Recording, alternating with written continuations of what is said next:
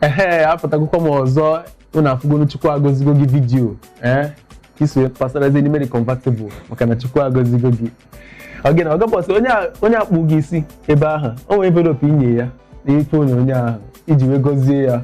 nke onye Chukwu gọzi wee gọzikwa ya unu afụgoro ọ sị na Chukwu gọzie gị gọzie nwanne gị maka na ọ bụrụ naanị n'ọnụ ka ọ na-ekwu na afụkwa ya n'ihe onyonyo ya onye nwe gọzie gị mepere nwanne gị ụzọ ọ ka bụ n'isi Mbido TV ka anyị nọ ebe ife niile na-eme n'oge aṅụrị mụ na ọgabọs tupu ya maka na kịta na-agba na-emezikwa rapụ kee ihe a na-atụ anya n'aka gị n'oge na-adịghị anya ịma na kịta ọtụtụ ndị na-eme kọnsat na ihe ndị ọzọ ọ bụrụ na ọka ime na a na-eme o kwesịgo ihe a bụ ihe ọtụtụ ndị na-akwado gị na-ele anya n'aka gị kịta kemgbe anyị na-atụ anya kọnsat n'aka Ọgabọs. Ihe gbasagodi ya kọnsat bụ na ihe na-akpagodo m kịta bụ ka anyị lụzigodo Igbo mkpụrụ dị kọnsat kali kọnsat Fino na-eme Fino Fest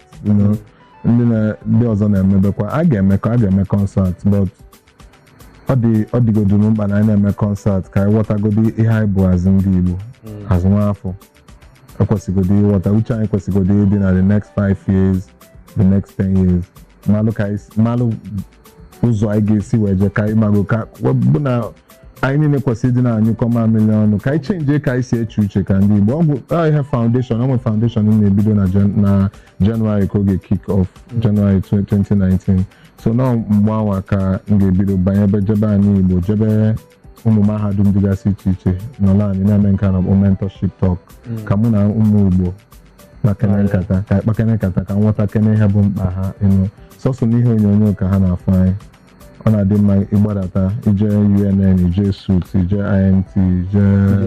ije ABSU ije IMSU ije FUTO ije Alvan ije Nekede ije na-afụ gị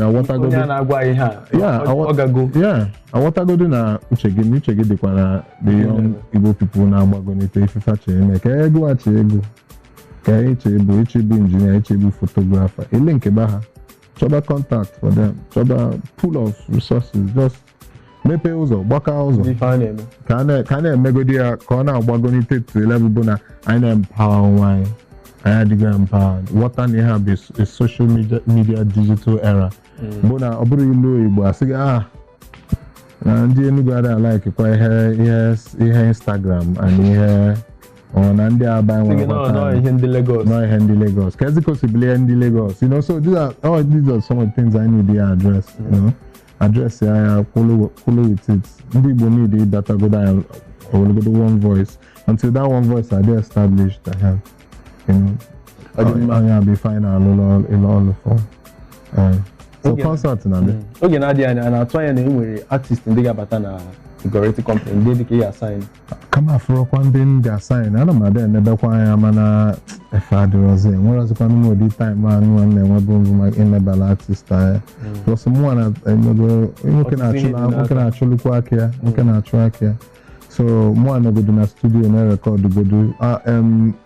album m ga-ewepụta December anụwa next month bụ my 6th album so emego m That Igbo Boy na Ọgabọs na Powerful na Ilibụ ma ihe na ọma nke nna ka kpọrọ mekwa this last one bụ Ili Chapo nke afọ anụ na Chinekita anụ freestyle ya ọbụrụ ife ụmụazị ọbụrụkwa ọ bụrụ na ige ntị ọfụma ebe ọ sị na I'm done with the school of fishes heading for the sharks. Ige ntị ọ bụrụ na ịbụ hip hop head na ị na-ege hip hop ọfụma ihe ọta okwu ahụ mara na ihe a na-eme abụrụ ihe ụmụazị mana kịta dịka isikwa na kọnsat na-abịa abụm a na-abịa na Disemba maka na Ọgabọs bụ onye mma ana m ekwu ya n'ọ maka mana gị nọ ebe a ị na-adị ihe ndị Igbo na-akpọ consistent na egwu gị ị bụrụ onye ọya bụ anụgide achọwa ga-achọwa maọbụ asị na ịpụtakwa ha na a na-ama na ịpụtara asị yes na Ọgabọs jikwa ihe dị iche wee pụtara nke kịta aga m achọ ka ịtụpụ egwu abụọ ka jene n'ife onyonyo nke masịrị gị egwu nke ọ ga-abụ egwu gị nsogbu adịrọ ka anyị gosi ife onyonyo 40 foot containers featuring Bado Olakwuo Buba a na-ebuba Dele nwanne ngwa ka eje nene n'ubu na 40 feet container ọ na-anụ ya n'ọnụ boss anyị na-abịa nụ.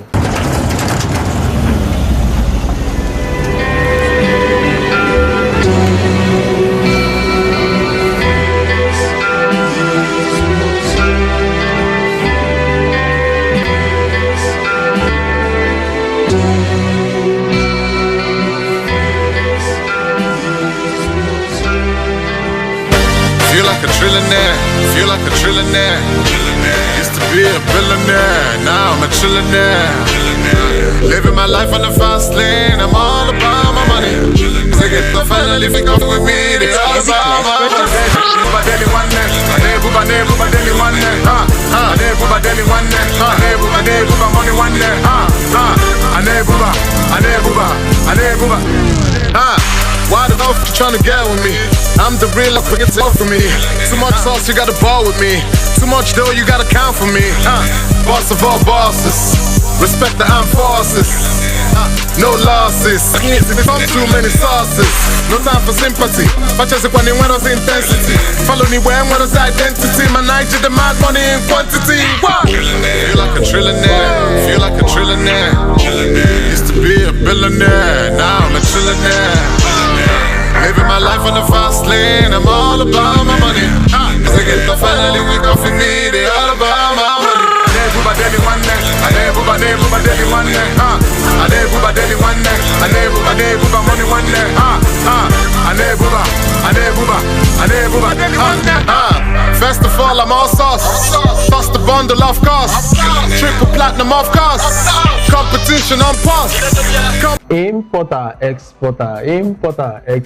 Uche gị dị n'ife a na-eme na nwoke na-eche ka oyi site bata moto nwere ezigbote mileage. Ọ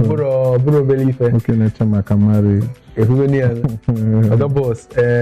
daalụ n'ịnọ ya n'ụbọchị nke taa. Mana kịta ama m na ọtụtụ ndị na-enene kịta ha ga na-enekwa na social media ha ga na-asị na Oga boss. Ụfọdụ ihe na-agụwa ha mgbe gbọọ onye na-agụ rap mụ na ya nọrọ ebe a sị na freestyle. Oga boss, aga m achọ ka imere ọhaneze mere freestyle. Okay. Nwanne na-azụ gee ntị kpumie onye ọbụla nọchi my money ma shine egbulie mana enwekwa ka ọ dị ọ ga-arịkwa bloody ị ga-eyizili na mana aka ga-arịkwa mọdị asa nwere uche mana asa enwekwalụ the body otu ọ dị fagasị na ili akpọbago ọgwụ nọdọọdụ ka iligari dụọ gị ọdụ onye nnukwu isi na gọọmenti egbupụ ya onye kwuo pie mmanya pịasuo ma calculating like a Casio next vacation my brother Lazio iwe ka na-ewekwa boys with them boys getting money in abundance 20 cars in accordance what Ogini na-eme afambo Oga boss Ogini na-eme Oga boss jide na ọbụla obere ife ịgbadigo ihe niile mụ na afụgodo na ọ bụrụ naanị na a na-agụ rap na studio ihe akpọ freestyle mgbe ọla ịkpọ ya ọza Oga boss daalụ rinne mana kịta aga m achọ ka ị kpọrọ ọha na eze ndị ọma na-ege ntị ndị nke na-amarọ ebe anyị enweta gị na ọha nta akụkọ nke na-akpọ social media n'olu oyibo gwa ebe anyị enweta gị mana Instagram ma Twitter ma Facebook bụ Illbliss Oga boss Illbliss Oga boss one word Instagram bụ Illbliss Goretti Illbliss Goretti Illbliss Goretti the same thing kwa na Twitter Illbliss Goretti ọ dị mma mana Oga boss anyị bịa hụzie na nke ikpeazụ a ịbịa bazie na ihe onyonyo o nwere ihe onyonyo m hụrụ ihe ejije Odogwu na Male Oga boss gwa anyị maka nke a Odogwu Male King of Boys bụ onye Igbo na-akpọ fim ya bụ izizi emenụrụ m ihe fim mbụ achọrọkwana m ịbụ onye na-act ọ bụrụ ihe so n'ihe m chọrọ ime karịa mana achọkwa m ịnọ na-eproduce kwa fim mana achọrọ m ịdị na-epụta nọ mgbe ezigbote onye m Kemi Adetiba bụ onye direct the film bịa na-akpọ m si m ili na m dịkwa na ịgụ script anụ o zite script anụ na August 2017 agụrọ m ya till January 1, 2018 just onye m nọ na-echeki na email m fụzia script ya echere m na ha actibago mụ na ya kpabazia ịmago Odogwu Male bụ nwaafọ ihe eji nwoke eme mmangwa unu ihe niile o megacha na ihe film jenenenu King of Boys bụ the highest onwere film kagodi ya kịta so onye ọbụla chọ iwepụta film this period na je check kwa ọfụma maybe ọ ga-eje na-achịzi re-edit kwa the film mara ma emewukwa nke ya tupu King of Boys emewukwa maka King of Boys na-esigodo ọnwụ ogodo ezigbo ọnwụ na-esi mụnwa Reminisce Anti-Shola Shobowale na-edu Wazobia ezigbote oyim nwoke Banky W nwunye ya Adesua nọkwa na the film Tony Tones nọ na the film Jide Kosoko nọ na squad Paul Sambo squad kali so jee nenenu King of Boys jee kunu kwado ife anyị na-eme maka anyị na-abịakwa anyị Igbo soon ka ebe mekwa meet and greet baka mee radio ihe radio gasị batakwa promote kwa King of Boys Oga Boss mana King of Boys jee kilee ọ dị mma mana kịta ebe a ka anyị apịachia n'ụbọchị nketa n'oge aṅụle Oga Boss daalụ n'ịbịa nọnyere anyị daalụ dịka isi akwado ụmụ Igbo daalụ maka ihe niile na-eme na hip hop industry maka na akpọghaala ndị Igbo na-agụ egwu a na-echetakarị Oga Boss maka na Oga Boss abụrụ gị ine ma ọ bụrụ na ige ntị na nkata manya kpagoge n'ụbọchị ị ga-ama na Oga Boss abụrụ gị ine na onye na-eme ka a na-asị na ị na-emeta ọfụma daalụ rinne maka na ihe niile ị na-eme anyị na-akwado gị ndị isi mbiri kwụ gị n'azụ mgbe ọbụla ọ na-akpọtụ anyị nọ